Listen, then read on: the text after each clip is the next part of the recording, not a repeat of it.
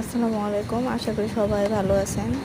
বৃষ্টিতে আসলে ছাদের এই শাকগুলো দেখতে খুবই ভালো লাগতেছিল, তো ভাবলাম যেমনই হয়েছে যতটুকু হয়েছে তুলে নিয়ে যাই, মাছ দিয়ে রান্না করব। খুবই ফ্রেশ, তো সতেজ লাগতেছিল বলে তুলে নিয়ে গেলাম।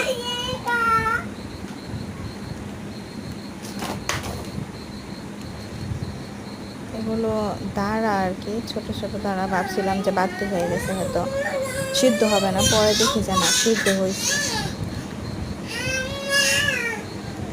এই তো শাকগুলো দেখতে খুবই ভালো লাগছিল, খুবই তাজা। রান্নার ভিডিওটা শেয়ার করতে পারি নাই ব্যস্ততার কারণে, তো সবাই লাইক করবেন, কমেন্ট করবেন। আল্লাহ হাফিজ।